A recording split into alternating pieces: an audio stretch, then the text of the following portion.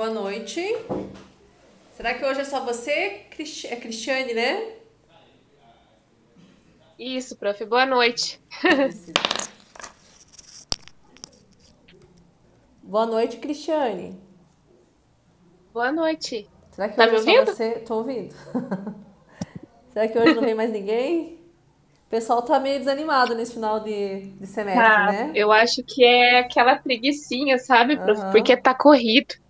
Pois é, eu tenho percebido que tá diminuindo cada vez mais.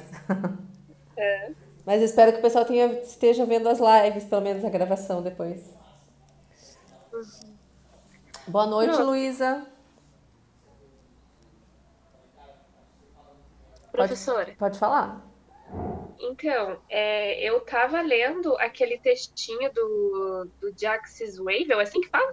Já, Jacques, é Jacques Revel. isso.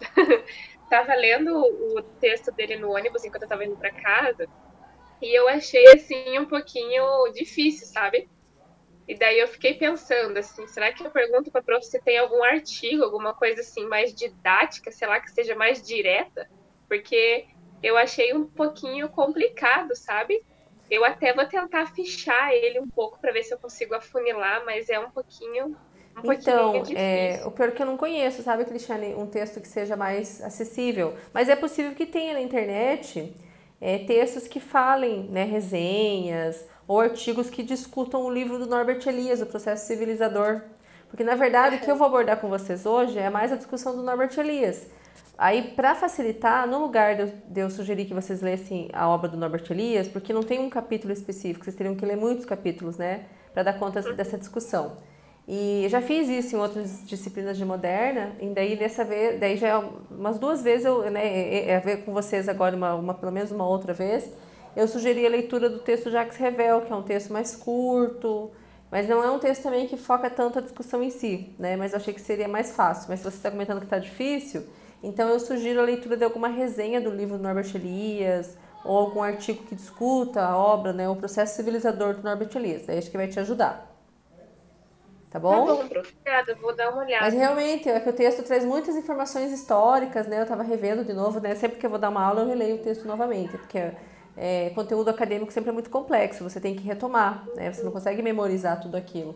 Então eu retomei também, fiz a leitura novamente, e ele traz muitas informações, e ele acaba não desenvolvendo muito a questão conceitual, sabe? Como o Norbert Elias faz. Mas é um texto Aham, muito isso que é erudito. legal. Oi? Aham. Então, essa questão do autor trazer um texto mais, digamos assim, direto, com mais informações, com mais conceitos, é bem melhor. Tipo, aquele livro lá de História Moderna que o Wesley disponibilizou lá pra gente, eu achei ele muito bacana, tem muita coisa legal Qual que é o lá. livro? Às vezes eu não consigo acompanhar o grupo, eu tô muito atarefada esse final de ano. Qual que é o livro? Deixa eu ver, prof, de Depois me volta. passa a Tá lá no dica, grupo. que depois eu posso, quem sabe, né, em outro momento. Agora já não vai mais dar tempo, né, mas quem sabe futuramente utilizá-lo. É muito legal. É esse aqui, ó. Quer ver? Deixa eu abrir o PDF aqui. É História Moderna, os momentos fundadores da cultura ocidental, da Ah, então, capinha esse tá roxa. na biblioteca virtual, né?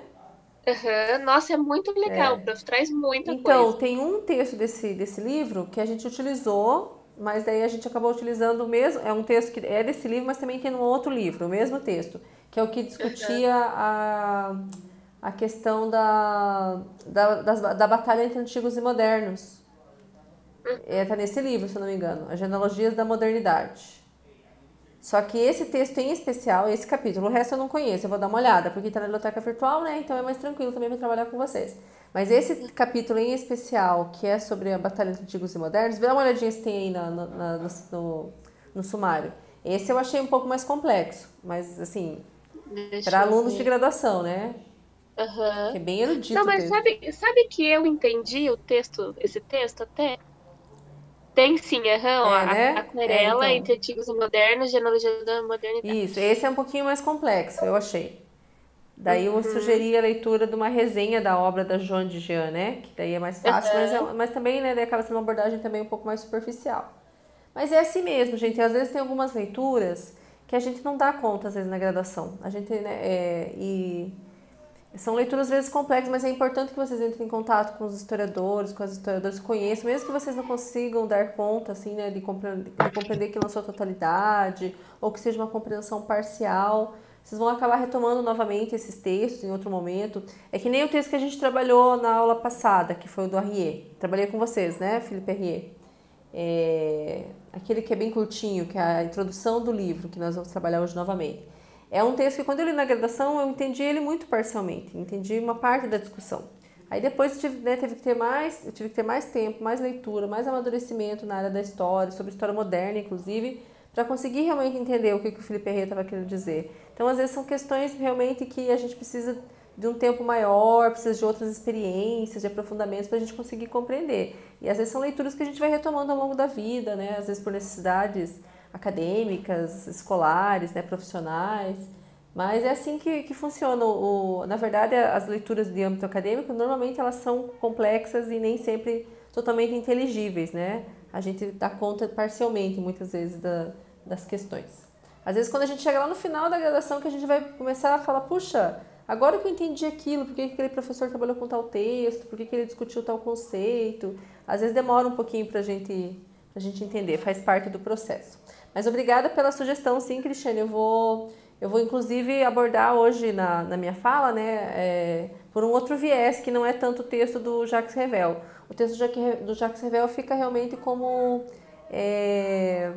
uma leitura assim adicional, né? Então, na minha fala hoje, eu vou trabalhar bem com as questões conceituais, muito amparada no Norbert Elias. E o Jacques Revel daí traz aquela abordagem, né, das questões do contexto, dos autores, das obras, das mudanças, né, principalmente falando do contexto francês, tá bom? Então vamos lá, gente, pra gente também não se demorar muito, né?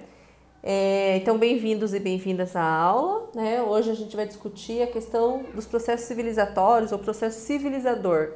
Que daí, quando a gente usa esse termo processo civilizador, a gente está se referindo a um conceito de um sociólogo muito famoso, né? Que vocês já devem ter ouvido falar em alguns momentos, já estão conhecendo, que é o Norbert Elias.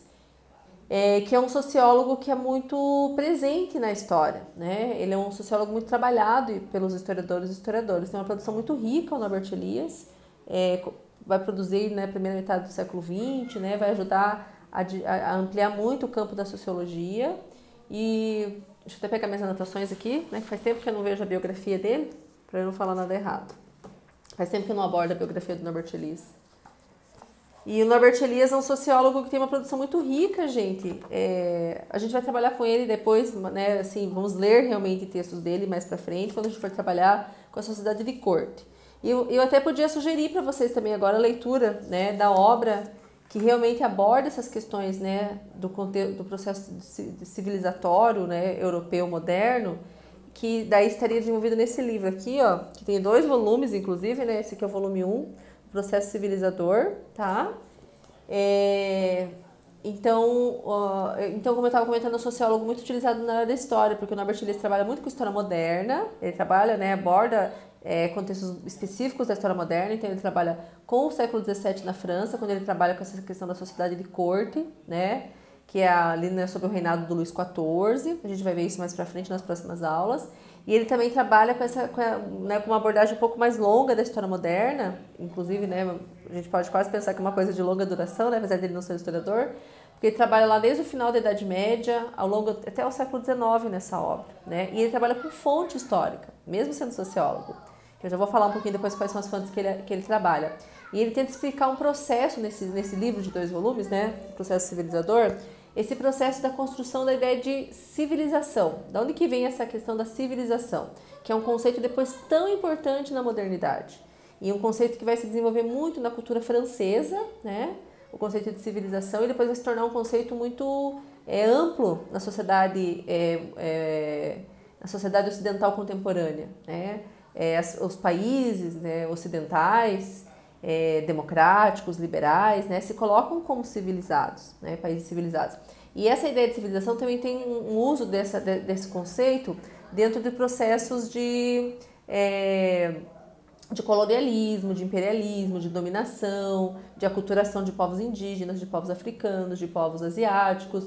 Então lembrem também que quando os europeus constroem essa ideia de civilização, de que eles têm determinados padrões de comportamento, de civilidade, né? O Norbert Elias, inclusive, vai trabalhar como é que as palavras vão se transformando ao longo da modernidade, primeiro da ideia de cortesia, civilidade, até chegar lá no século XVIII, realmente com o ideal de civilização.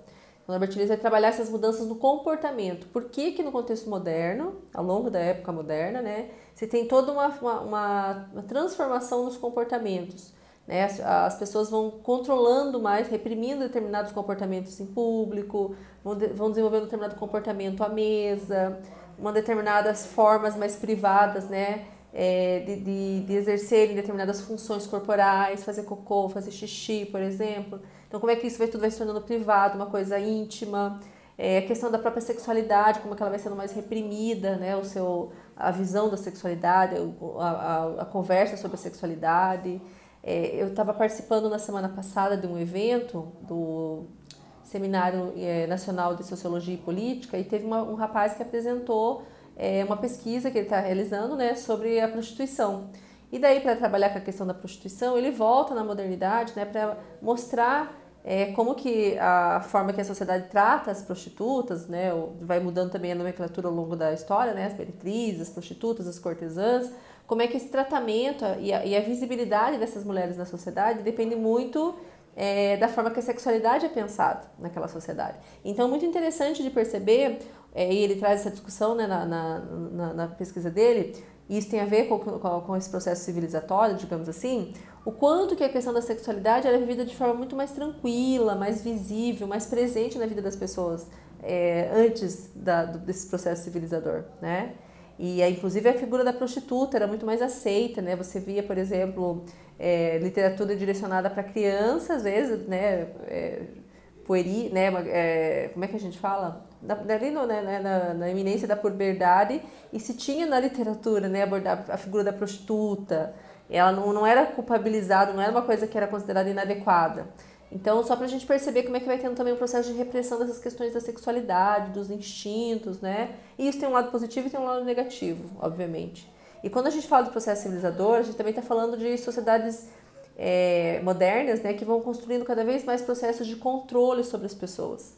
Só que daí não é um controle tanto que ele é uma forma de controle muito sofisticadas, porque são formas de controle que são externas aos indivíduos, né? Formas de daí o Foucault, que é um filósofo, né, francês também muito importante para trabalhar sobre modernidade, ele vai explicando como é que vai se construindo instituições que vão, né, controlar os indivíduos, vão domesticar as pessoas, né? Desculpa que chegou uma mensagem aqui. É que eu estou usando o celular e chegou uma mensagem longa, perdi a atenção. Então, como é que existem instituições que vão domesticando as pessoas, no sentido, né, de adestrar os comportamentos?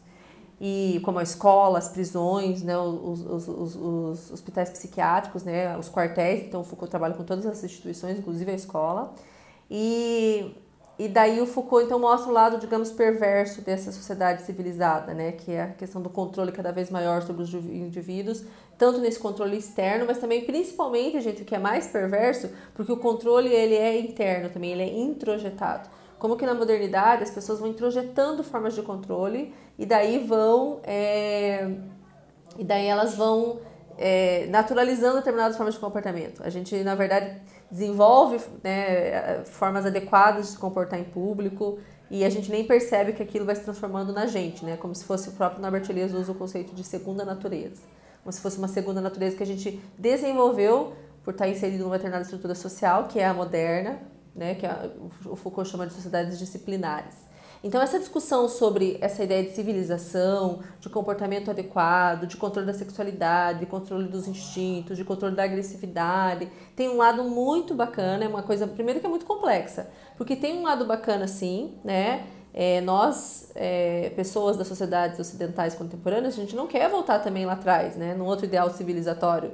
A gente gosta, né, da nossa forma de se comportar, de controlar os instintos, de tentar controlar a agressividade, de ter o Estado para mediar os conflitos, né, de não ter uma violência extrema o tempo inteiro, de tudo isso ser, digamos assim, reprimido.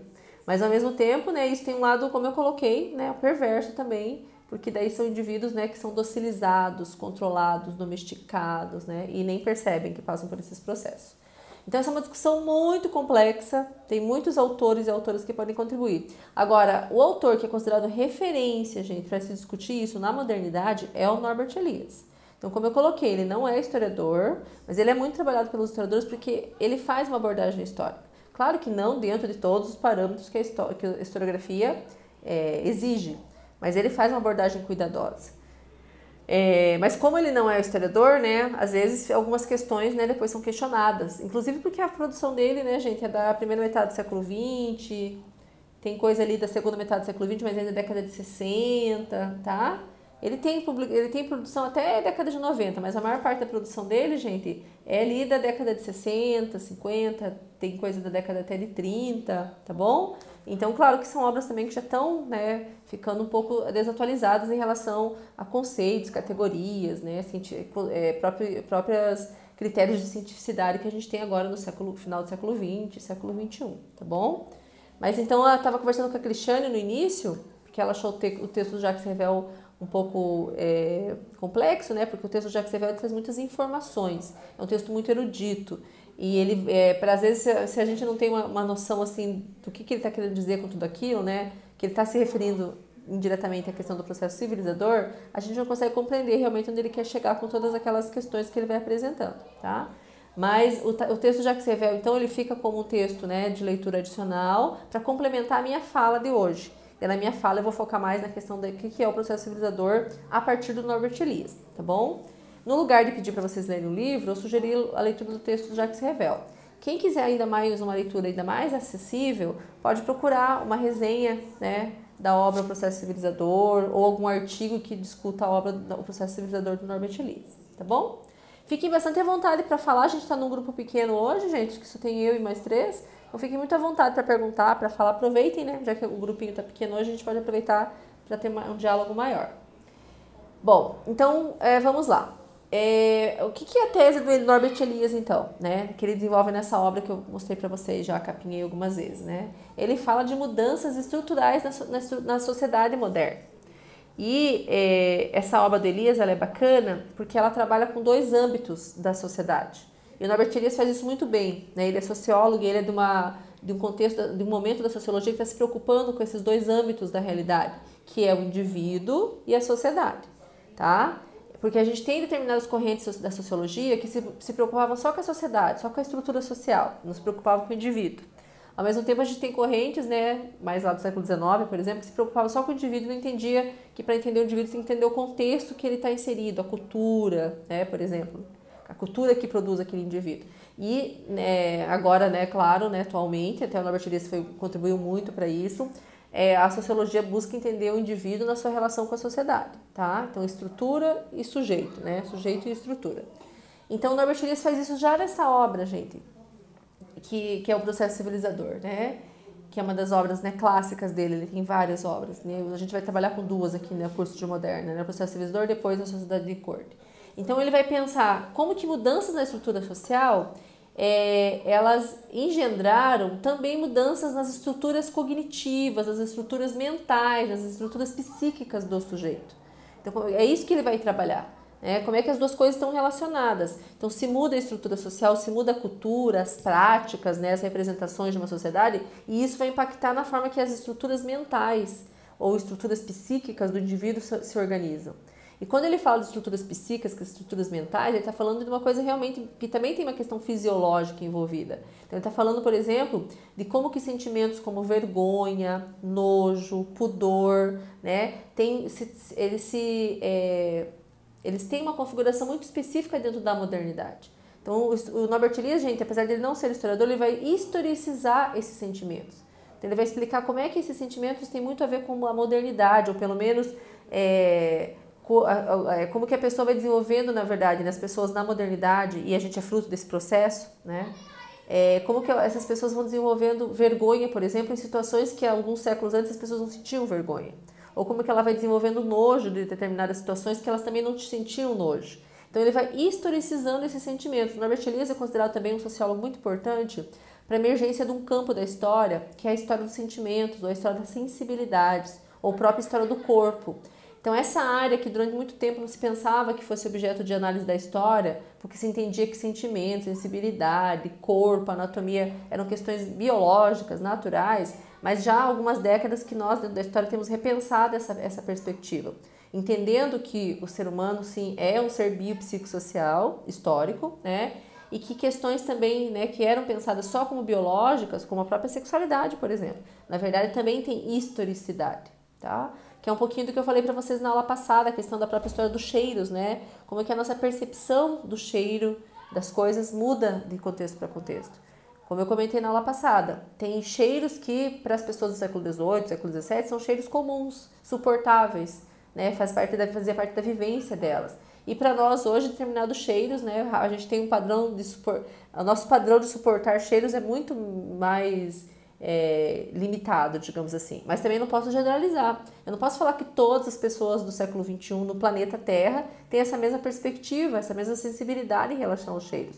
Isso muda muito de contexto para contexto, de sociedade para sociedade, de região para região. Eu mesma, agora dando um exemplo assim bem pessoal, quando eu viajo, por exemplo, para o Rio de Janeiro, para São Paulo, eu tenho dificuldade de alguns cheiros que eu não estou acostumada aqui em Curitiba, né? Assim, quando eu passo principalmente em lanchonetes, por exemplo, né, em São Paulo, no Rio, acho que o pessoal trabalha mais com óleo, com gordura, e que são cheiros que para mim são difíceis de suportar. Então eu lembro que às vezes que eu fui para São Paulo, né, feirinha da madrugada, por exemplo, não sei se vocês já foram para isso, né, meio complicado, mas já fui uma vez. Passei muito mal por causa desse tipo de cheiro de gordura, né, nas lanchonetes, aquele cheiro daquela gordura rançosa, que parece que para as pessoas que estão ali é comum, e eu passava mal. Eu fiz a minha especialização na Universidade do Estado do Rio de Janeiro, e daí tinha lanchonete, em cada andar da universidade tinha uma lanchonete. E eles também tinham esse cheiro dessa gordura, que parece que é uma gordura mais velha, assim, que foi usada muitas vezes. Passava mal em todos os andares. Cada vez que eu mudava de andar, eu passava mal, ficava com náuseas. Por quê? Porque a minha experiência com cheiros, ela é muito limitada. Eu já tenho sensibilidade para cheiro. Aí aqui em Curitiba não é tão comum você passar nas lanchonetes. Às vezes acontece, mas não é tão comum, né? Então, só para vocês entenderem que a questão do cheiro, se a gente às vezes fosse uma outra cultura, chinesa, sei lá, tailandesa, né? Com alimentos, coisas que a gente também não está acostumado, a gente ia ter outro padrão, né, de nojo, de percepção do cheiro, de sensibilidade em relação aos cheiros, só para a gente perceber que essas questões também são culturais e são subjetivas também, mudam muito de pessoa para pessoa. Mas é claro que existem padrões que são sociais, que são culturais, né, questões que unificam também determinado grupo social, né, ou de uma sociedade, ok? Bom, mas de qualquer forma, então o Norbert Elias trabalha com o quê? Mudanças na estrutura social moderna, né? Vão impactar, vão gerar ou vão engendrar mudanças também nas estruturas psíquicas, mentais, né, dos indivíduos, tá bom? E ele tá falando do quê, né, gente? Ele tá falando então da mudança dos padrões de nojo, de vergonha, tá falando da repressão da agressividade, da repressão dos instintos, que tudo isso está relacionado com essa ideia desse processo civilizador. Então, como é que ao longo dos séculos da modernidade, lá do século XV, XVI, XVII, XVIII, até chegar ao século XIX, uma boa parte da população europeia, e depois isso vai se disseminar para outros países também, para outros continentes, ela vai passar por um processo, então, que não dá para generalizar, porque não acontece ao mesmo tempo com todas as classes sociais, né? Mas devagarinho ela vai começando principalmente nas classes mais elitizadas, no primeiro momento, nas cortes, né? Nas cortes, né, dos monarcas, mas nas cortes também nobres, né, das famílias aristocráticas, e depois vai chegar nas classes médias e vai chegar depois nos grupos mais pobres também. Mas não dá para dizer que é um processo também que ele é evolutivo, porque a gente vai perceber que na modernidade tem processos que, né, em relação a isso que andam e depois tem retrocesso, e daí tem coisa que parece que também não está encaixada. Para entender isso, a gente fala assim, ó, o comportamento à mesa, por exemplo. O comportamento à mesa, ele vai sempre se refinando cada vez mais, né? Se baseando cada vez mais em formas... como é que podia falar? Mais na ideia de ter uma certa individualidade, né? Uma privacidade, não é privacidade, uma certa individualidade na forma de comer, de se comportar à mesa, cada vez mais reprimindo determinados comportamentos à mesa, não assoar mais o nariz à mesa, não colocar a mão na tigela já não é mais de uso comum, você vai usar o talher. Então você vai ter um refinamento no comportamento à mesa, isso vai tendo como se fosse mesmo um processo de desenvolvimento ao longo da modernidade, né? Mas não dá para falar que todas as classes passaram por esse processo ao mesmo tempo. Se a gente for para determinados lugares do planeta, ainda hoje as pessoas têm padrões que para nós ocidentais do século XXI a gente não considera civilizado, digamos assim. E isso sempre é uma visão também, gente, muito pejorativa, muito questionável ao mesmo tempo, né? Porque não dá para dizer que civilização também é um ideal que todo mundo vai passar, ou que a gente é melhor que outros grupos porque a gente tem determinados tipos de comportamento. Essa questão também de falar que nós ocidentais somos civilizados é uma autopercepção muito eurocentrista também e muito etnocêntrica. Né? O que é etnocêntrica? Né? Etnocêntrica é essa ideia de que a gente julga os outros grupos sociais, as outras culturas a partir da nossa perspectiva. E é um problema isso, né? Então essa também é uma visão etnocêntrica. Eu já estou trazendo aqui também a crítica à própria ideia de civilidade, de civilização, tá? Eu não estou dizendo que tudo isso é ruim, mas é muito complexo, não dá para pensar só por uma perspectiva, ok? Então, a questão do comportamento à mesa, a gente vai percebendo sim um processo de refinamento, que vai se ampliando cada vez mais, né? Não dá para dizer que chegou a todo mundo. Tem grupos sociais, mesmo vivendo no Brasil, por exemplo, que ainda não tem determinados comportamentos à mesa, digamos assim, né? Agora, se você for pensar a questão, né, do asseio corporal, né, da história do asseio corporal ao longo da modernidade, a gente vai perceber que a gente sai de uma sociedade da antiguidade, por exemplo, né, que a questão da higiene, dos banhos era mais presente. Vamos pensar na relação das pessoas com a água. E no início da modernidade ainda tem uma relação mais próxima com a água, né, e depois a gente vai vendo que no século XVI, XVII vai se desenvolvendo um medo dessa sociedade em relação à água, né. E as pessoas, principalmente no século XVII, adentrando no século XVIII também, elas têm muito medo da água, então elas não tomam banho. Então elas desenvolvem outros padrões secos de higiene, que não dão conta realmente de fazer higiene, porque não tem a água envolvida, né? Então no século XVII, por exemplo, gente, entre as famílias aristocráticas, vamos pensar num grupo aqui específico, estar limpo não é tomar banho. No século XVII, estar limpo é usar uma roupa branca, é usar perfume, é usar maquiagem, né? Mas a questão do banho não, porque as pessoas tinham medo de água. Tem um texto muito bacana a respeito disso, naquele livro História das Mulheres no Ocidente, o volume 3, né, que fala da modernidade, e tem um texto que fala sobre esses padrões, né, da questão do asseio corporal na França do século XVII. A gente fica assim, as pessoas ficam embasbacadas quando lêem esse texto. De entender assim, mas como de repente a população europeia começou a ter medo da água, né? E não quis mais tomar banho, porque achava que a água passava doença. E imagina, é tudo ao contrário, na verdade, né? Mas só para a gente entender que não é um processo evolutivo, que se sai de um contexto no início da modernidade, por exemplo, no final da Idade Média, que as pessoas não tinham medo da água, então elas tinham práticas de higiene mais bem desenvolvidas, digamos assim, e depois a gente tem um retrocesso lá no século XVII. Então, para entender também que não é um processo homogêneo, né, que os comportamentos à mesa, as funções corporais, que é essa questão de fazer cocô, xixi, soltar pum, esse tipo de coisa, assim, que todos esses, a questão, né, do asseio corporal, que tudo isso vai caminhar junto, como se fosse uma coisa homogênea. São processos diversos que vão acontecer em ritmos diferentes, tá bom? Qual que é a fonte que o Norbert Elias usa para descobrir, para entender esses processos, né, para entender essas mudanças ao longo da história moderna? Nesse livro, O Processo Civilizador. Ele vai trabalhar, gente, com manuais de etiqueta, o que a gente chama de literatura da civilidade, depois a gente vai chamar, né? Então, o Norbert Elias vai trabalhar com manuais de etiqueta, mas eu vou chamar aqui de manuais de etiqueta, né? Manuais de comportamento. Desde lá da época medieval até o século XIX, gente. Então, por meio do estudo desses manuais de etiqueta nessa longa duração, ao longo de todos esses séculos, ele vai, na Europa, né, claro, manuais, né, ligados às populações europeias, ele vai mapeando essa transformação.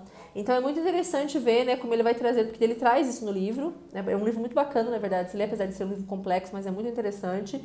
Então ele vai mostrando, por exemplo, como que esses manuais, né, eles vão trazendo ao longo do tempo mudanças nas formas de se idealizar o comportamento, porque o manual de etiqueta, ele é o que a gente chama de uma literatura prescritiva. Não dá para não tem como se ter certeza que as pessoas agiam exatamente como estavam nos manuais.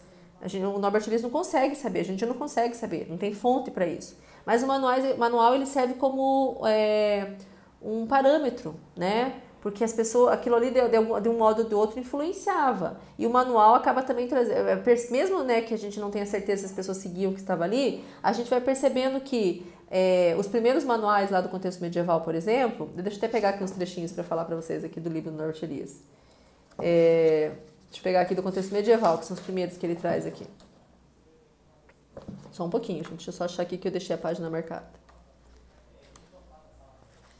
Século XVI. Quero para anterior ainda. Aqui, ó. Aqui, nas cortes, lá nos círculos cortesãos medievais, né? Então, quando está no manual, já tem ali formas de comportamento, já tem literatura de comportamento, digamos, né? Manuais de comportamento no contexto medieval, mas muito distantes do que vão ser desenvolvidos depois ao longo do período moderno. Só para vocês entenderem a diferença, por exemplo, ó, aparecem manuais de comportamento do período medieval, né? Recolocar o pão mordido na travessa de uso comum era aceitável, né, nesse momento. Porque daí, nesse contexto medieval, também lembrem, gente, que a gente não tem ainda desenvolvido essa questão do individualismo, da ideia de que as pessoas têm que ter privacidade, que uma não tem que se envolver demais com a outra. Lembra que eu falei com vocês também na aula passada, que vai se criando ao longo da modernidade, alinhado, né, atrelado à ideia de individualismo, essa questão de que cada corpo é como se tivesse ao nosso redor, de forma invisível, se tivesse, digamos, um campo de força, sei lá, né, ao nosso redor, que impedisse que as pessoas chegassem tão perto e que a gente tivesse tanto toque, tanta intimidade, a não ser com pessoas que nós, né, decidimos dar esse espaço, né, pessoas da nossa família, filhos, esposo, esposa, companheiro, companheira, pai, mãe, né, mas pessoas que a gente não tem intimidade, não, principalmente pessoas que não são do âmbito familiar, que não são um amigo ou uma amiga muito chegada, por exemplo, né. Então, ao longo da modernidade vai se criando essa ideia, esse distanciamento entre os corpos, que está muito ligado com a ideia de privacidade, de intimidade e principalmente de individualismo, tá? Por isso que se a gente está no ônibus, por exemplo, e alguém começa a ficar muito próximo da gente, e aquele corpo começa a tocar muito no da gente, a gente já se sente estranho, já acha que está inadequado, né? Opa, alguma coisa está errada, por que essa pessoa está se encostando em mim, está tocando em mim, né? E é claro que quando essa pessoa é uma mulher, ainda tem essa questão, né, do assédio, né, ainda envolvido. Mas então, essa ideia de que não se deve ficar tocando no corpo do outro, a não ser que você dê essa liberdade para aquela pessoa, né? Mas no contexto medieval, não. É tudo coletivo, não se tem essa ideia de que um corpo tem que estar separado do outro. As pessoas, né, fazem as coisas coletivamente, né? Não tem a ideia de que ela é uma coisa única, singular, né? Então, por exemplo, né, recolocar o pão mordido na travessa de uso comum é normal. Então, não tinha essa coisa de ter o meu prato, o meu garfo, o meu talher que eu vou usar sozinha.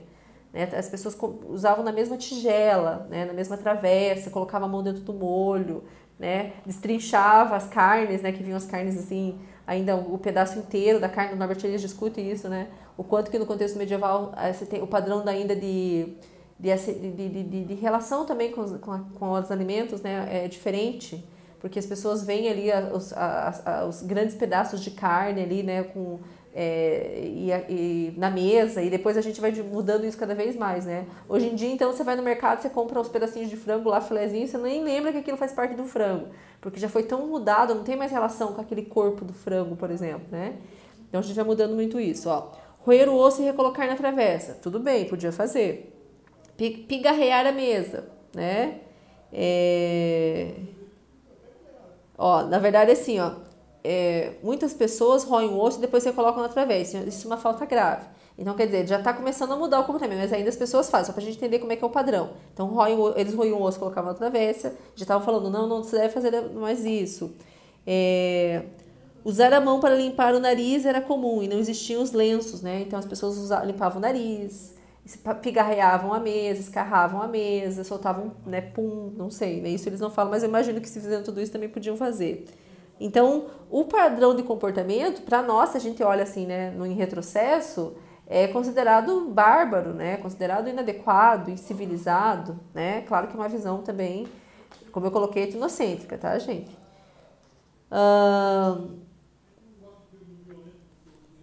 Aqui, não limpar os dentes com a faca, né, quer dizer que a pessoa pegava lá a faca e começava a limpar os dentes, né, não soltar gases da mesa, eu já tinha lido, eu acho que estava na minha memória, não soltar gases da mesa. Não cuspir na mesa, mas apenas sob ela ou na parede, né? Então, não cuspir, né? Ou embaixo ou na parede. Que mais aqui?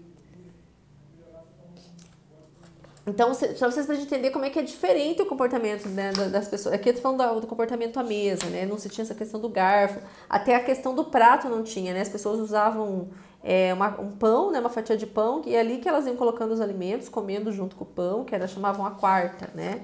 E depois o Norbert Elias vai vindo mais para frente, né, analisando manuais de etiqueta aí mais do período moderno, mesmo século XVI, século XVII, século XVIII, e daí a gente vai percebendo a mudança de comportamento. Porque daí já não é mais, por exemplo, não pigarrear na mesa, porque daí nem se pensa em fazer mais isso, né? Fala assim, usa o talher de forma adequada, então vai mudando. Aí você vai tendo o prato, os talheres, que são de uso individual, né? Não se tem mais essa questão das travessas, que são de uso coletivo, todo mundo coloca a mão dentro, né? Fazer xixi, fazer cocô, são coisas que vão se tornando mais privadas. Então, é bem bacana, eu não vou aqui ficar me demorando muito nisso, porque é muito conteúdo e vocês podem pegar o livro e dar uma olhadinha, porque ele vai trazendo trechinhos dessas fontes, desses manuais de comportamento, e é muito interessante perceber o processo, tá? Muito interessante mesmo perceber esse processo. O Jacques Revel, nesse texto que eu sugeri que vocês lessem, tem uma parte do texto que ele fala um pouquinho a respeito dessas mudanças, tá? Então, como é que vai mudando o comportamento à mesa, tá? Principalmente a mesa, que eu acho que é o mais interessante de perceber. A questão da sexualidade, né? Como é que vai se tornando cada vez mais privada, mais escondida, né? Não é mais falada em público.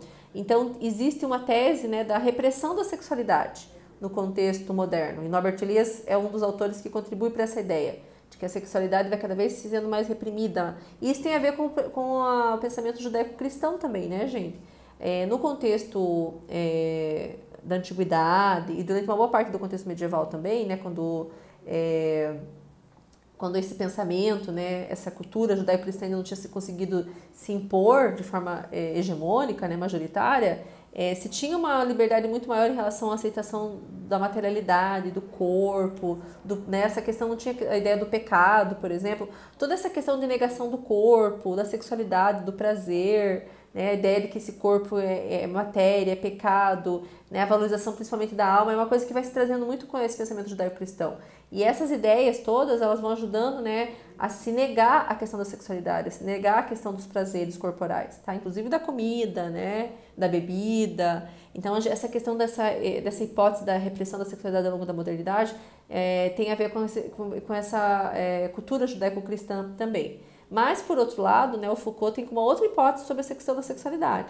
Ele fala que, na verdade, na modernidade e depois no século XIX, né, e no século XX, foram as épocas da história que mais se falou sobre a sexualidade. Só que daí não se falou, digamos assim, né, foi se proibindo que as pessoas falassem disso nas suas vidas, inclusive se proibindo, né, cada vez mais criando códigos de etiqueta, códigos de comportamento ligados, inclusive, à própria relação sexual. Tinha que estar vestido, tinha que estar, né, não podia fazer determinado ruído, tinha que apagar a luz, né, que vai se criando cada vez mais, né, formas de controle, inclusive do próprio ato sexual, mas ao mesmo tempo o Foucault fala que surgiram várias ciências, né, que a ginecologia, a obstetrícia, a própria ciência da sexualidade, que vai surgir ali, né, a partir ali do próprio Freud, depois, mas no século XIX também já tem. Então começa a se produzir muito conhecimento, se falar muito sobre a sexualidade se torna um tema que vai ganhar grande espaço para debate, para discussão, tá? E daí a gente tem essas duas hipóteses, só para problematizar também, para vocês não ficarem pensando que só tem a questão da repressão da sexualidade na modernidade. E do asseio corporal eu já comentei com vocês, né? A gente tem uma história do asseio corporal e que ela não é bacana porque a gente percebe que ao estudar a questão do asseio corporal, da questão dos hábitos de higiene, de banho, de cuidado consigo mesmo, a gente vai perceber que a história do asseio corporal parece que ela não está muito alinhada com essas outras dinâmicas ali, né? De comportamento, da mesa, da sexualidade, e que ela tem retrocessos ao longo da modernidade. E acho muito bacana enfatizar porque a gente percebe daí que não é um contínuo, que não é um processo evolutivo, tá bom? Mas agora que eu tentei mapear um pouquinho aqui para vocês, né, essas mudanças em todos esses âmbitos da vida, né, das práticas sociais, das formas que as pessoas vão se comportar, depois eu vou falar um pouquinho sobre essas questões do nojo, da vergonha, mais no finalzinho, eu quero discutir rapidamente com vocês sobre o que está acontecendo na sociedade moderna, quais mudanças estruturais nessa sociedade, as mudanças, né, nessa cultura, que vão fazer com que essas mudanças, né, nos comportamentos aconteçam, né? Ou seja, o que está acontecendo na sociedade que vai levar a essas mudanças de comportamento, né? E são mudanças que não é só no comportamento, não é só questão externa, são mudanças, como eu coloquei, né, de estruturas mentais, são mudanças são mudanças interiores, digamos assim, né, subjetivas que as pessoas vão passar nessa época. a gente pode dizer que são, como o Norbert Elias usa, né, como eu coloquei, o conceito de segunda natureza. Então, como é que você vai introjetando, vai reprimindo, né? Na verdade, há muitos processos de repressão de várias questões, né, do comportamento humano, digamos assim, né? E as pessoas vão se constituindo uma segunda natureza, como o Norbert Elias coloca, né? É como se você, né, passasse a existir de uma certa forma e nem percebesse que isso é uma construção. Uma coisa que é tão naturalizada, porque você vai desenvolvendo ao longo da sua vida, desde o seu nascimento. Na verdade, é um processo de socialização, tá bom? Mas o que está acontecendo então? Então, a principal questão que o Norbert Elias discute na obra dele, ele não fala tanto do individualismo na obra dele. A principal questão que ele discute é o novo papel do Estado. O quanto que o novo Estado, esse novo modelo de configuração política, que vocês viram lá com o Fábio, né, que a gente fala que é o Estado moderno, e que foi pensado por teóricos como, né, Maquiavel, deixa eu pensar os primeiros lá, Thomas Hobbes, né, Bossuet, qual que é o outro? Deixa eu lembrando lá agora deles. E depois, né, o Estado mais de viés liberal, depois, né, com o próprio John Locke, né, Jean-Jacques Rousseau, quando foi o Estado democrático liberal, lá no século XVIII. Então, esse novo modelo de Estado, gente, que a gente chama de Estado moderno, que tem lá o modelo absolutista, depois vai ter o modelo mais liberal, a partir do John Locke, lá a partir do século XVII, né? Esse Estado moderno vai trazer mudanças muito grandes na sociedade. É uma forma de configuração política e social que vai transformar muito a cultura, né? Que vai impactar muito naquela cultura que era a cultura medieval e daí vai se transformando no que a gente conhece depois como cultura moderna, né? Esse Estado moderno que vocês viram lá com o Fábio, quais são as suas principais características, né?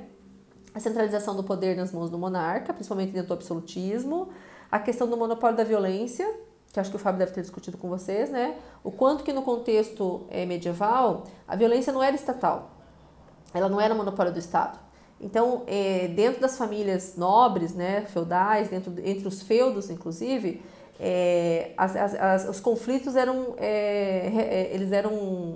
resolvidos corpo a corpo, família a família, feudo a feudo. Então, é como se a violência fosse descentralizada, fosse mais particularizada. Então, as pessoas tinham mais liberdade para resolver conflitos, né, diretamente e muitas vezes de forma violenta, agressiva. Lembrem lá ainda no início da modernidade, mas reflete muito a cultura medieval, a famosa vendetta, né? Aquelas famílias italianas, né? Lembrem do Romeu e Julieta, quando, né, tem conflitos entre as famílias e eles se vingam, eles matam um ao outro, né? Matam pessoas da família, tem a vingança. Então, essa coisa realmente da violência ser uma coisa que é descentralizada, né, gente? Ela é mais direta. E com o surgimento do Estado moderno, né, com a centralização do poder nas mãos do monarca, essa violência vai se tornando estatal, vai se tornando monopólio do Estado, né? Então, a questão da justiça e da violência passa a ser função e privilégio, inclusive, do Estado. Lembrem que com o surgimento do Estado moderno absolutista, surgem também os exércitos nacionais. Então, não tem mais aquela necessidade dos senhores feudais, a gente já falou sobre isso, né? Terem essa função guerreira, né? Por isso que eles vão se tornando os cortesãos, a gente já discutiu isso. Então, o exército, né, é a força que vai controlar a violência, que faz parte do Estado, que é controlado pelo Estado, pelo monarca, né, absolutista. Então, isso vai impactar demais na sociedade, gente, porque essa nova sociedade moderna, como a questão da violência, então ela vai estar, né, sobre o controle do Estado. Então eu falei de duas características desse Estado moderno, né? A centralização do poder, o monopólio da violência, mas tem outras, né? A questão de uma estrutura burocrática, né? E tem várias, né, características, não vou falar agora de várias delas, mas a que eu quero focar aqui com vocês é a questão do monopólio da violência. Porque daí, a partir do momento que o Estado começa a controlar a violência, as pessoas que estavam acostumadas, né? As pessoas eu falo aqui, mas são gerações, né? Questão histórica. Então, numa sociedade que os grupos, que as famílias, né, estavam acostumados a exercer essa violência mais direta, eles vão ter que passar por um processo de repressão, de controle desse instinto, dessa violência. Ela não pode mais ser manifestada tão diretamente. E a gente é resultado desse processo, porque é um processo histórico, gente, são séculos para construir essa repressão social, cultural. Então, hoje, por exemplo, é claro que tem alguns sujeitos que escapam, né? Nem todo mundo reage da mesma forma aos processos de repressão, de socialização, né? De introjeção cultural que a gente passa ao longo das nossas vidas, né? E como sociedade, como pessoa humana.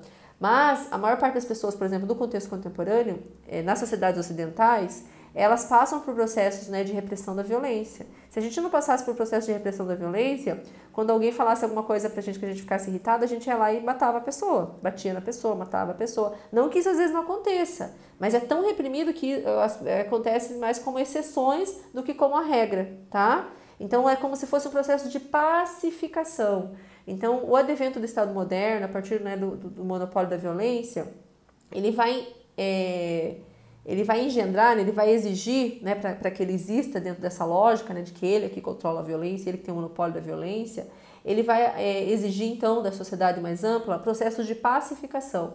As pessoas vão ter que aprender a controlar sua agressividade, a controlar seus instintos, né, a entender que se eu tenho um conflito com alguém, tenho um problema com alguém, me desentendi, ou né, alguém roubou algo, ou alguém colocou a minha honra em xeque, ou alguém invadiu minha propriedade, ou eu tive um problema mesmo dentro da própria família, né? Quem vai mediar esse conflito é o Estado, né? Como é que a gente faz hoje? A gente vai lá, eu fui assaltado, o que eu faço? Não vou lá e mato a pessoa que me assaltou. Eu vou até a delegacia, faço um BO e quem tem que resolver esse problema é o Estado. Eu abro mão da minha possibilidade de exercer a violência, ter a minha vingança, resolver o meu problema diretamente e passo isso para o Estado. Mas isso não é só uma questão racional, é também uma questão racional, porque daí quando eu faço isso, eu estou alinhada a todo um código de ética, né, um código de penal, de direito, né, de como é que tem que se organizar os conflitos, por exemplo, como é que eles têm que ser resolvidos na sociedade. Mas, ao mesmo tempo, é uma questão também, gente, de repressão do instinto mesmo, uma questão que vai além do racional. Né? Senão a gente não ia conseguir se controlar. Assim como tem gente que não consegue, tem pessoas que têm mais dificuldade de se controlar. E mesmo durante a modernidade demorou, por exemplo, as famílias nobres deixarem de ter o duelo, porque o duelo também é uma coisa que depois vai se tornando ilegal, porque o duelo é uma forma direta de exercer a violência, de resolver um conflito. E depois, ao longo da história moderna, né, os homens, porque é uma questão, né, do código de comportamento masculino, vão deixando de ter o duelo, né, de realizar o duelo. Mas isso lá no século XIX, vai demorar bastante, tá bom? Então esse novo papel do Estado vai exigir uma pacificação, e isso tem a ver com o processo civilizador, tá? Para o Norbert Elias.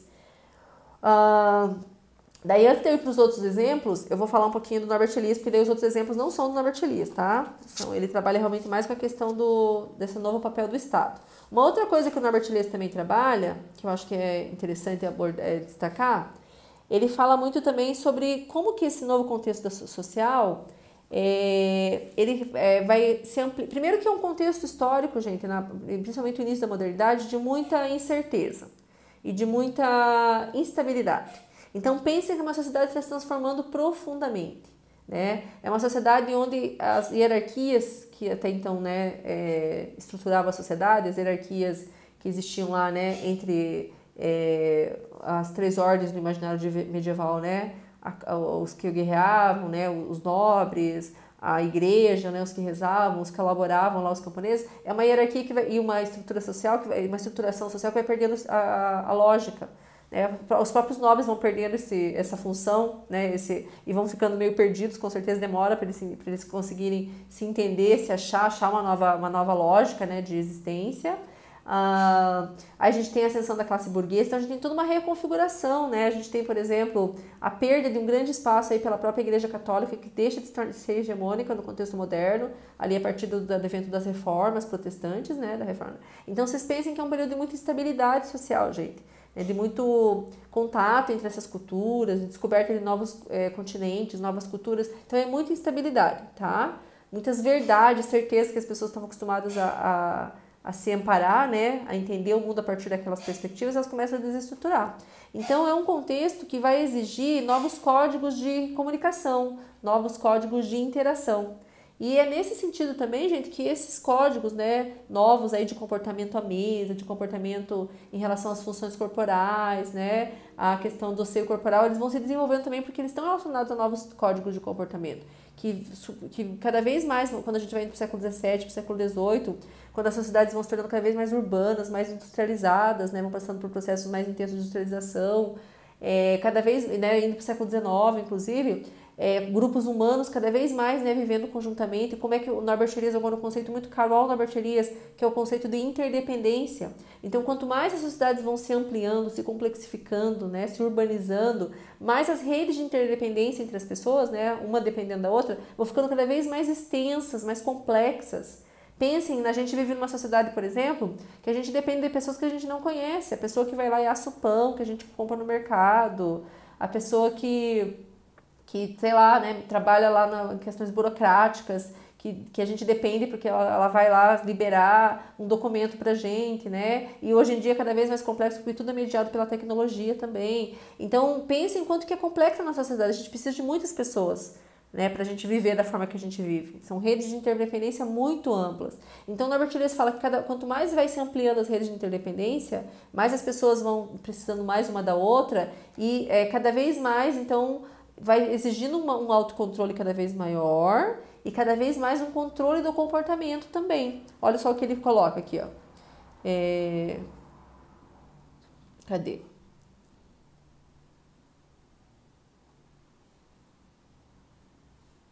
Deixa eu achar o trechinho aqui. Aqui, deixa eu ler para vocês, ó, que eu tirei do Norbert Elias, tá? É uma citação. Com a acentuação das cadeias de interdependência, as pessoas foram se ligando mais umas às outras, o que aumentou a compulsão por autocontrole.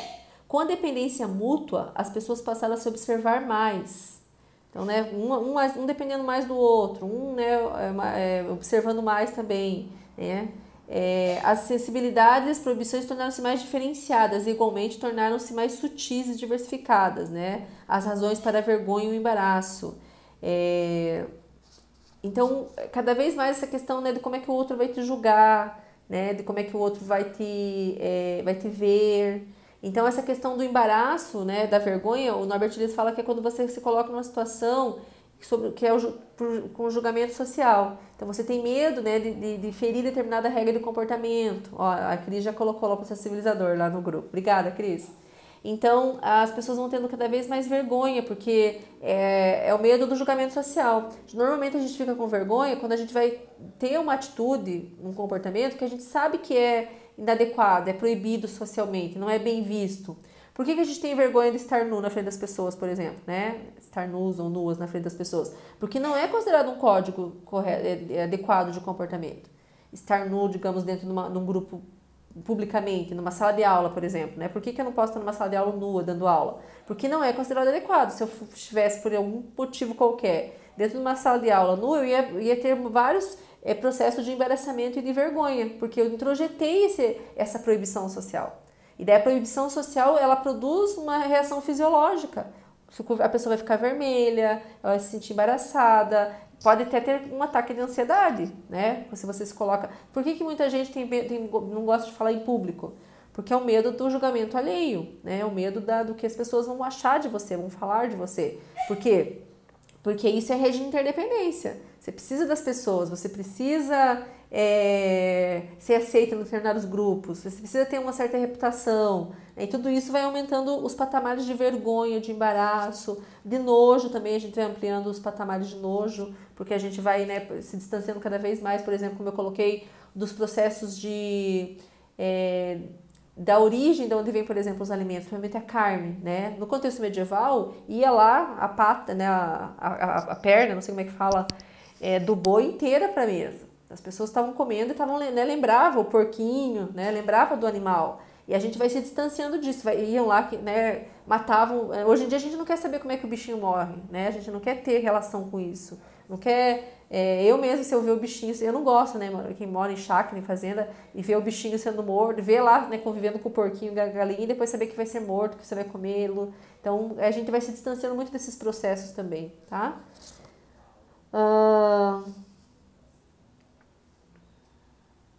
E daí o Norbert Elias discute também, né, gente, o quanto que vai se, como eu coloquei no início da minha fala, né, vai se tendo processos, né, de que a pessoa, né, vai aprendendo a ter todo esse autocontrole, ela aprende de forma natural, ela nem percebe que ela está aprendendo. Por quê? Porque isso é uma aprendizagem que vem através da educação familiar, escolar, a gente nem percebe, que nem fazer xixi, por exemplo. Fazer xixi, gente, ou segurar o xixi, reter o xixi, né, e saber os lugares adequados para fazer xixi, é toda uma aprendizagem também, que faz parte desse processo civilizador.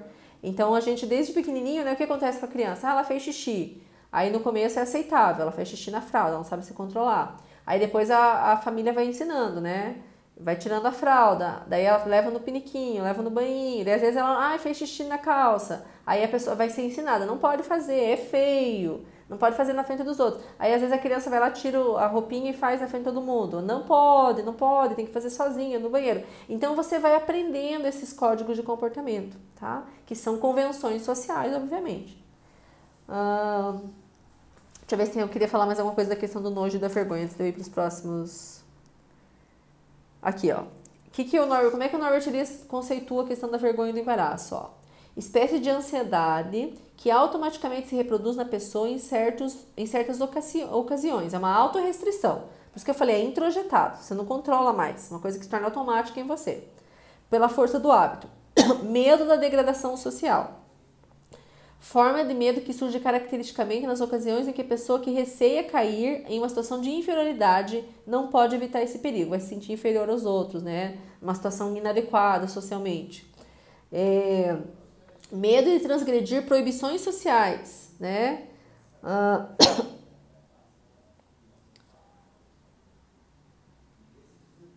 Olha só que interessante que o Norbert Elias coloca, né? Da onde que vem também, né, essa questão do aumento dos patamares de vergonha, de repugnância e de nojo, né? Avanço dos patamares de vergonha e da repugnância expressa uma diminuição do medo físico direto das outras pessoas e uma consolidação das ansiedades interiores, automatizadas, né? Compulsões que o indivíduo agora exerce sobre si mesmo. Então, olha que interessante, né? Isso tem a ver com, assim... você já não tem mais, porque se a gente vivesse numa sociedade medieval, o medo da violência era muito mais constante, gente, porque a violência era muito mais constante, a agressividade era muito mais descontrolada, digamos assim. Então, quanto mais você vai desenvolvendo dentro de uma cultura, né, como a gente desenvolveu dentro da cultura ocidental, a repressão dos instintos, da violência, ainda que não é total, a gente sabe disso, né, depende de classe social e tudo mais, mas quanto mais você vai desenvolvendo, né, de forma ampla, essa questão, né, do controle da violência, né, porque a violência está sobre a responsabilidade de alguma determinada instituição social, determinada dimensão da sociedade, no nosso caso o Estado, mas a gente vai perdendo esse medo direto, mas aí vai introjetando medos que são muito mais complexos, mais sutis. Se eu não tenho medo, por exemplo, de ser agredida, né, porque eu não concordei com uma pessoa, né, digamos que eu entrei no ônibus, não concordei com o cobrador, né, questão que ele me deu o troco, mas eu não tenho medo que ele vá lá e me bata, que ele me mate, né, eu sei que ele não vai fazer isso, eu pressuponho que ele também passou por um processo de civilizatório e que ele também controla a agressividade dele, então a gente vai se entender, às vezes pode até xingar, sei lá, mas eu não acho que ele vai me matar de todos por conta de um desentendimento.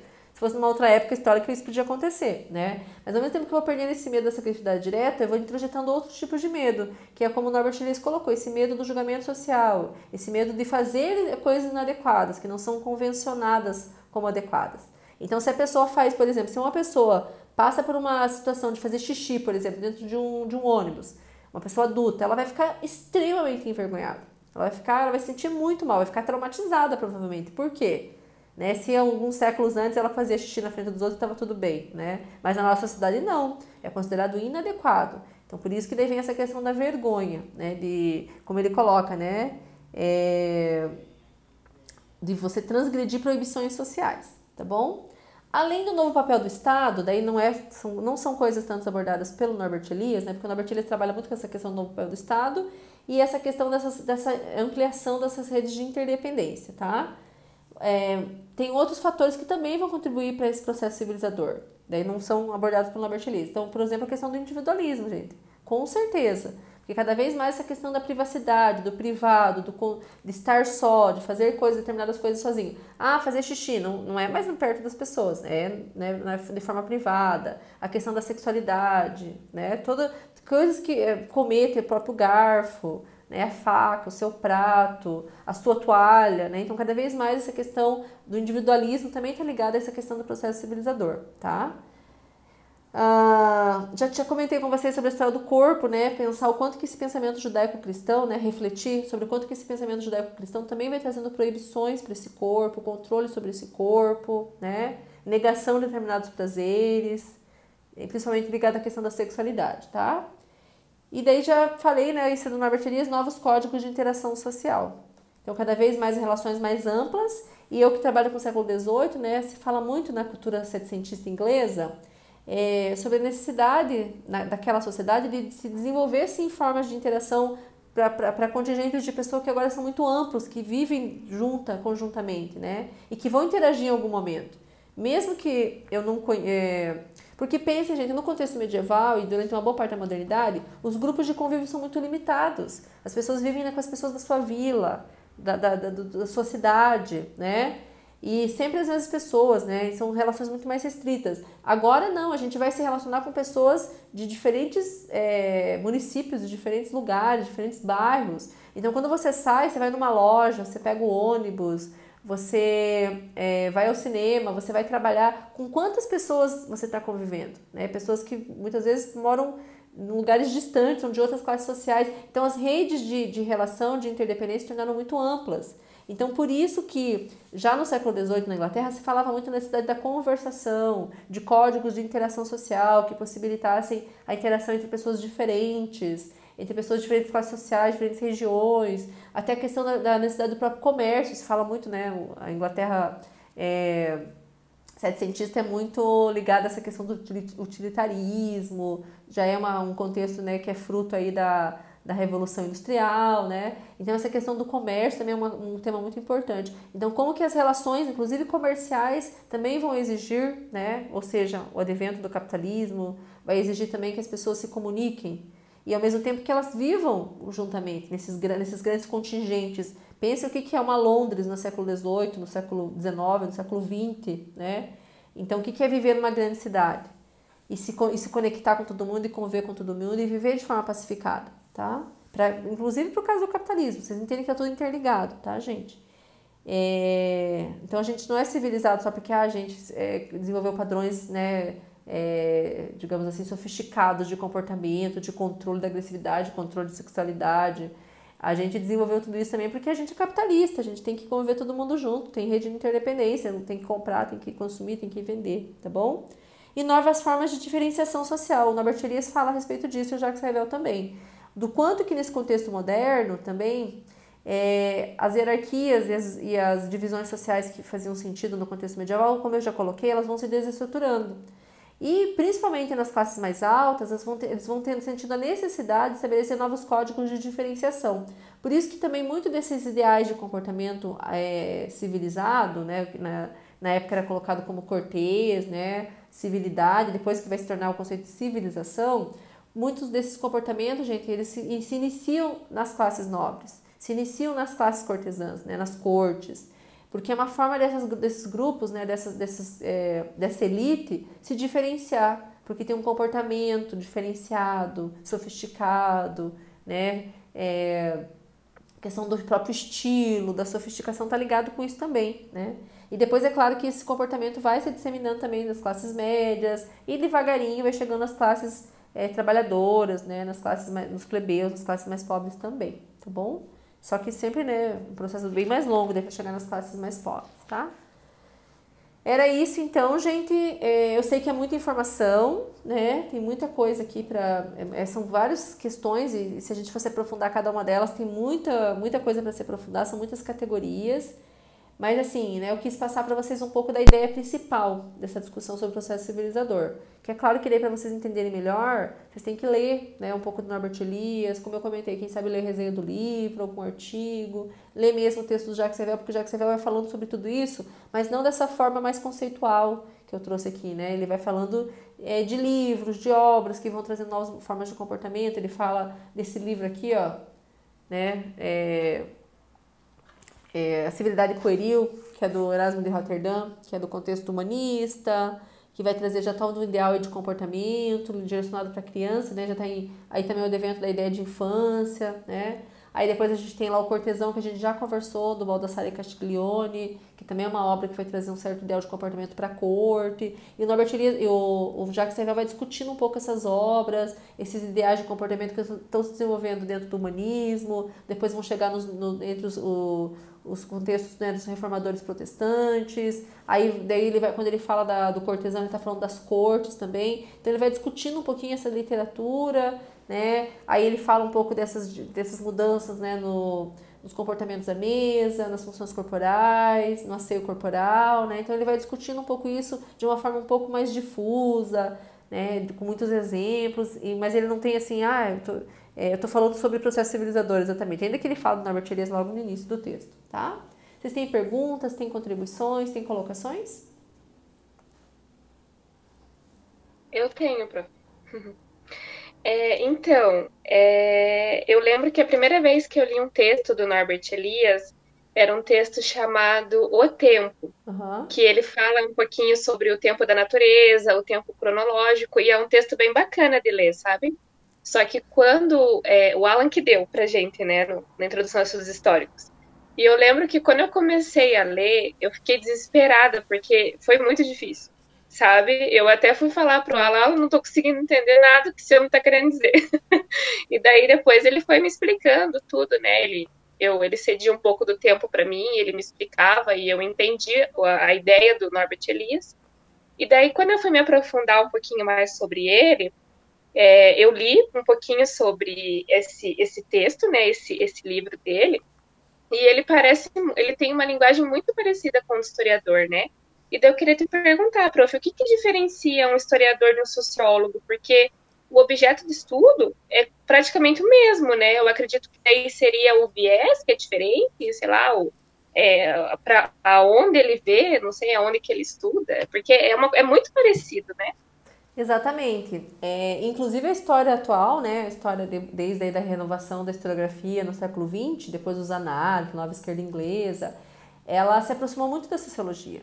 E ela se renova, inclusive, por conta de um diálogo que ela tem com a sociologia, como que ela vai invadindo o campo da sociologia, né? Porque a história lá do positivista, a história do século XIX, ela se voltava para estudar os indivíduos. Ela não estava preocupada com a sociedade, ela estudava os indivíduos. Então, ela estudava os grandes heróis, né? Os militares, os grandes homens da política. Então, é como se esses grandes heróis, né, eles encabeçassem os processos históricos e eles que fizessem as coisas acontecerem. Então, eles não estavam preocupados assim, tá, mas o que está acontecendo na sociedade, no contexto, as questões culturais, as questões econômicas. Não existia essa questão de história econômica, história social, história cultural. Era estudar os grandes homens. E bem dentro de uma lógica de história que estava encadeada, né? Causas e consequências, que é uma lógica de causalidade extremamente simplista. Hoje em dia, nem o historiador mais pensa dessa forma. Eu lembro quando eu estudei história como estudante do ensino médio, que o professor explicava a história assim. As causas e as consequências da guerra, da Segunda Guerra Mundial, as causas e as consequências da Guerra do Vietnã, que é um tipo de discussão que já está ultrapassada no âmbito acadêmico da história, tá? Então a história, ela invade muito o campo da sociologia. Mas apesar de a gente invadir muito, e daí vocês viram que o Norbert Elias, como sociólogo, invadiu muito o campo da história, né? Então aí ele invadiu o nosso campo, na verdade, de forma assim muito profunda. Por quê? O que diferencia? Mas apesar de a gente invadir o campo da sociologia, a gente tem uma especificidade. A gente pensa sempre processos temporais. Quem é sociólogo não tem a obrigação de pensar processos temporais. Então, a pessoa que vai trabalhar com sociologia, ela pode pegar um contexto específico, século XX, por exemplo, né, ou século XXI, e ficar só naquele contexto. Ela vai entender aquela estrutura social. Então, ela vai entender as relações econômicas, sociais, culturais, linguísticas, né, a relação entre indivíduo e sociedade, mas ela não precisa, ela pode pensar aquilo como se fosse uma coisa congelada no tempo. Ela não precisa pensar aquilo como processos históricos. E nós da história, né, mas ele até pode, o Norbert Elias fez isso. Ele foi que ele entendeu o que é civilização e ele pensou isso ao longo do tempo, como é que isso foi se constituindo a partir de processos temporais, né? Então o Norbert Elias meio que agiu realmente como historiador nesse livro dele, né, o processo civilizador. Mas nós, da área de história, a gente sempre tem que pensar em processos temporais. Se eu vou trabalhar uma realidade e eu não saio daquela realidade, vou trabalhar, por exemplo, vou estudar, por exemplo, um movimento feminista contemporâneo. Essa quarta onda do feminismo, por exemplo, né? Que é esse feminismo nas redes sociais, das hashtags. Vou analisar isso. Como historiador, eu posso analisar isso, apesar de ser o tempo presente. Eu posso analisar. Só que se eu ficar presa só ao que está acontecendo agora e não pensar como é que isso vai se constituindo, né? Como é que isso é um processo histórico, como é que determinadas questões têm origem em outro momento, como é que isso vai se transformando. Não é análise histórica. Então, se você fica num tempo congelado, você pega um recorte espacial e você só fica naquilo, né? Você não pensa aquilo ao longo do tempo, você vai para frente do tempo. Às vezes, para frente, né? Depende, se você vai estudar, por exemplo, Segunda Guerra Mundial, daí você pode voltar para trás e ir para frente também, né? Então, se você não está sempre nesse negócio de processo, tentando entender como é que as coisas vão se transformando, vão se permanecendo ao longo do tempo, e sempre de forma muito complexa, porque hoje a gente entende que as temporalidades são complexas, né? E são múltiplas. Então, tem processos que estão acontecendo ao mesmo tempo, mas em ritmos diferentes. Questões culturais é um ritmo, questões econômicas é outro. Às vezes você está analisando uma coisa e está pensando vários processos com ritmos diferentes. Então, o que diferencia Cristiane, né? É que parece sempre Cris. O que diferencia, Cristiane, é a questão dos processos temporais. A gente sempre tem que pensar as coisas ao longo do tempo. Sempre na temporalidade, tá? E o sociólogo não tem essa obrigação. Apesar de que muitas vezes eles também se voltam para pensar um pouco os processos. Mas eles pensam mais na estrutura social. Ah, eu vou estudar século... E a sociologia, viu, Cristiane, ela se volta muito mais para a sociedade contemporânea. Século XIX, século XX, século XXI. Eles não têm muito hábito, né? A sociologia é uma ciência que se desenvolve para analisar a sociedade contemporânea. Não para pensar século XVIII, XIX, modernidade, contexto medieval, antiguidade. Eles não têm esse hábito de se voltar para esses contextos históricos, não, tá? Isso é objeto mais também do historiador. Não estou dizendo que não pode ser um sociólogo que vai trabalhar, por exemplo, com modernidade, como o Norbert Elias fez. Mas é muito incomum. Sociologia normalmente, tanto que os pensadores clássicos que dão estrutura para a sociologia inicialmente, né? Marx, o Weber, né? O Marx, o Weber e o Durkheim. São todos sociólogos que trabalham com o século XIX e século XX. Né? Século XIX e século XX, basicamente. Tá bom? Tá bom, entendi. Eu tenho mais duas, prof. Durante a Idade Média ou durante a modernidade, tem alguma fonte que aponta que as pessoas já tinham transtornos mentais que são muito comuns hoje em dia, como depressão, ansiedade, e se sim, como que isso era visto, né? Existia esse tipo de problema, digamos assim, né? Como que eles viam isso? Então, né? Será que tinha? Porque tanto problema... Eu acho assim, sabe, Cristiane, é uma boa pergunta, eu não tenho como te dizer uma resposta exata, assim, já existia porque eu não conheço literatura a respeito. Ah, depressão na Idade Média, por exemplo, não sei. Mas o que eu posso te responder? Primeiro, vou te dar algumas respostas, tá? Mas não vou conseguir te responder isso de forma exata. Primeiro, que algumas doenças realmente são históricas. Elas podem ter passado a existir num certo período da história, porque elas estão ligadas a uma determinada cultura. Então, nem toda doença é só fisiológica, principalmente por doenças psicológicas, mentais, né? Eu acho que essas doenças, ainda mais, elas estão relacionadas com a questão, por exemplo, de contexto histórico. Por exemplo, por que eu digo que muitas coisas são históricas? Se você pega hoje em dia, por exemplo, uma pessoa que se sente à vontade em ser cruel, por exemplo, né? Em machucar alguém, em bater em alguém, você vai falar que essa pessoa tem algum tipo de transtorno.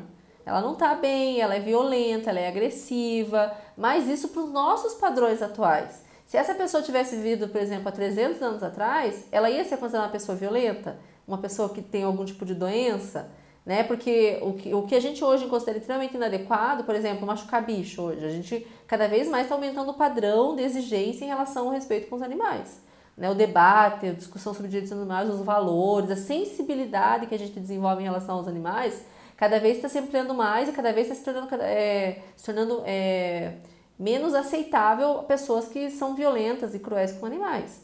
Então, pode ser que algum dia, daqui a 200 anos, 100 anos, sei lá, exista uma doença que a gente fale, é pessoa que não respeita os animais, mas por enquanto não existe. Então, algumas doenças são históricas mesmo, elas estão ligadas a determinado contexto cultural, tá? Outra questão, a loucura, né, ela já existe, claro, né, o descontrole, a loucura, a própria deficiência intelectual, claro que vai mudando a forma de... Mas vai mudando muita coisa. Muda o nome, muda a forma de nomear. É bem diferente você falar que a pessoa, por exemplo... Eu trabalhei muito tempo na educação especial, né? É bem diferente você falar que a pessoa é retardada, né? O significado disso por trás disso é e você hoje falar que a pessoa tem uma deficiência intelectual. é uma outra percepção dessa questão da pessoa ter dificuldades cognitivas, por exemplo, tá? Dentro de uma percepção de que a pessoa ela é um sujeito, ela tem direitos, ela tem sensibilidade, mas ela tem algumas questões cognitivas. Então vai mudando a nomenclatura, vai mudando também a forma de explicar, porque a loucura, por exemplo, no contexto medieval, ela é considerada algo religioso, é pecado, é questão, né, demoníaca. Então são explicações religiosas que vão dar conta de falar o que é loucura, diferente do século XIX, porque daí já começa com explicações científicas, né? Mas assim, todas elas são históricas, mesmo a explicação da ciência é histórica, ela tem sentido dentro de uma certa cultura, dentro de um certo momento histórico, tá? Então é complicado pensar essas questões, tudo isso tem historicidade. Eu entendo que determinadas doenças são próprias de determinados períodos históricos, não doenças de vírus, por exemplo, né? Daí não tem como você falar, um vírus é um vírus, né? Mas determinadas doenças eu entendo que não são sempre presentes na sociedade. Ansiedade. E a ansiedade, como é que ela se manifesta também? Se a gente for pensar que no Norbert Elias coloca que padrões de repugnância, de nojo, de vergonha são históricos, as doenças também são históricas, né? O que gera ansiedade numa pessoa na Idade Média e o que vai gerar ansiedade numa pessoa no século XXI? É bem diferente. Sim. Uhum. Entendi. Eu pensei mais ou menos nisso também, né? Mas eu também fico curiosa. Se você descobrir se existia depressão na Idade Média, você me fala. Eu vou perguntar para a Liliane. Tá, A Liliane ótimo. deve... Pergunta para Liliane. Era isso, Cristiane? Era isso, prof. Uhum. Na verdade, tem mais uma coisa. Será que quando der, em alguma dessas aulas que a gente vai ter agora, porque tá acabando, a gente já tá no final do ano praticamente, né? Isso, temos mais um mês Será só. que... Uhum. Sabe aquela aula que a gente teve, sociabilidades e subjetividades modernas? Do Felipe R. Se a gente puder, se um dia a gente puder, prof, rever de uma maneira mais, sei lá, dinâmica, sei lá, entre a gente, para pegar mais, porque isso eu empaquei, né? Eu vou ser sincera. Eu pensei assim, vou começar a ser sincera com a professora, porque foi que nem quando eu entrei na faculdade, eu lembro que eu não fui bem no primeiro bimestre com o Alan, e eu lembro que depois eu peguei tanto ele no pé, assim, sabe? Que ele me olhava com uma cara, essa menina não vai me largar. Mas eu lembro que eu fui super bem na prova dele, ele me elogiou depois, e é muito difícil ganhar o elogio dele, né? Você sabe?